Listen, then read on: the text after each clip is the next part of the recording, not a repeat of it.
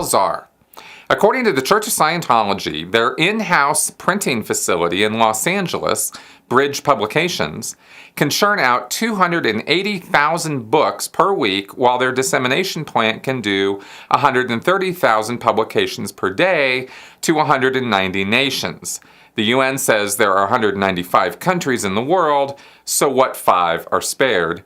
But where does all this stuff go? Are the printing presses kept idle, or does it go to some massive pulping plant up at the secret gold base?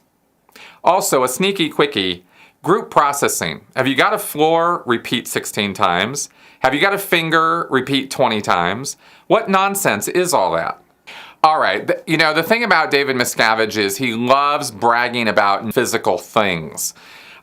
Square footage, how many chairs are in course rooms, how many, windows are on the doors. I mean, he'll brag about anything when it comes to physical stuff because he hates people. So when they promote Bridge Publications or New Era Publications in Europe, which is the sister organization, these printing facilities, they talk about how many pieces of stuff that can be produced if everything was running at maximum capacity with maximum efficiency. I've worked at Bridge Publications, and I know that you can only maintain that sort of stuff for so long, and there's no necessity to do so. They have stocks that are kept at minimum levels. I think this is a fairly industry standard thing, that you have set levels for your inventory. Scientology does the same, and they have a huge section of their warehouse is just shelves and shelves and racks of, CDs and the books that they produce and the pamphlets and all the stuff that they produce. Just boxes and boxes and crates of it are all there on the shelves waiting to be ordered. And it's all sort of print on demand. So we can, when I worked there, we could print 100 books in a run, or we could print 1,000 books or 10,000 books. I mean, it was really just a matter of, changing the volume of the order. The motions we all went through were exactly the same. So the machine is there that can produce an impressive amount of books and CDs, or, with lectures on them. It truly is an impressive facility by any metric. I mean, industry professionals went in there and helped them set it up, and they worked out what it would, what they were doing so that they could do it right, because Miscavige had very high standards of what he wanted these basic books and lecture series to look like. And he got those standards met, good for him.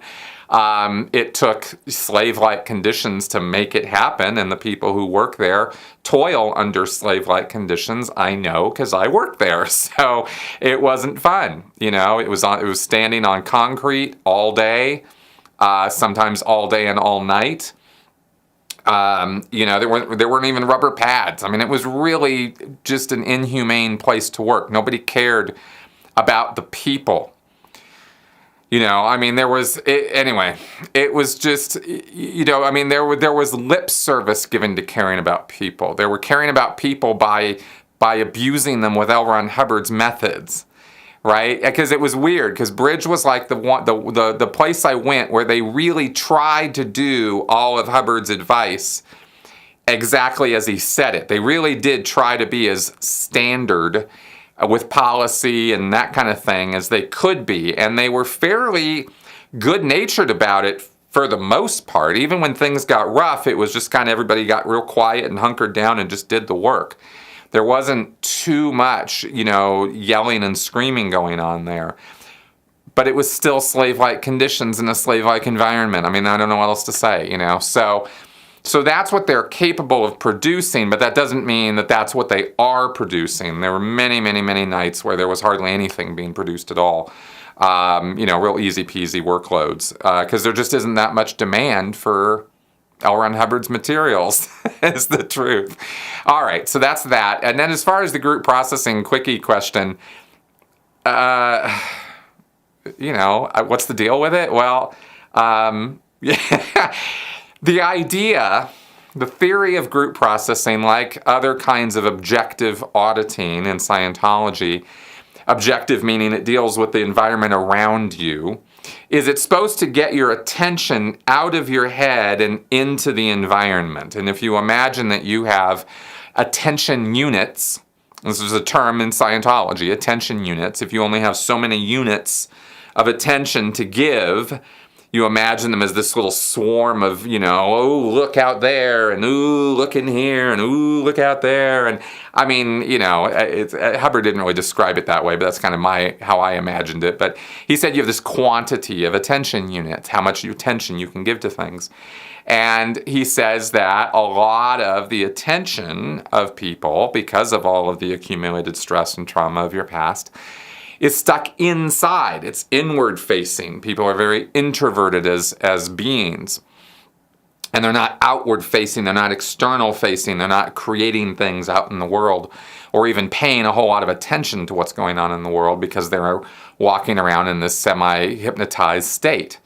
And Scientology is supposed to be the solution or antidote for that. It's supposed to wake them up. So group processing is a way of addressing this with a number of people at any one time. You can get everybody in the room, everybody's on the same page, and you go, great, look at that wall, and everybody does it. And then you look at that wall, and everybody does it, right? And then you look at the ceiling, and everybody goes, oh, okay. And if you got everybody on the same sort of wavelength or page or whatever, that sort of group esprit de corps that you want to create, then it can be kind of this like amazing thing. But has that ever happened there? No, not really. I never felt it there when I did group processing, and I did a lot of group processing.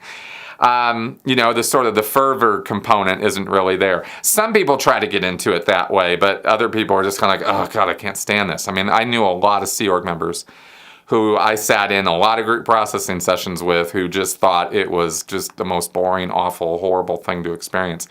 And I was one of those people too. We would just sit there and kind of semi-eye roll at each other, just kind of, oh my God, is this still going? After 40 minutes of this, you're just like, oh, get me out of this room. But you can't just stand up and walk out, so you're stuck there, So group processing is just torturous, awful. But the theory of what it's supposed to do is what I just explained to you, and that's why Scientologists put up with it and try to get something out of it.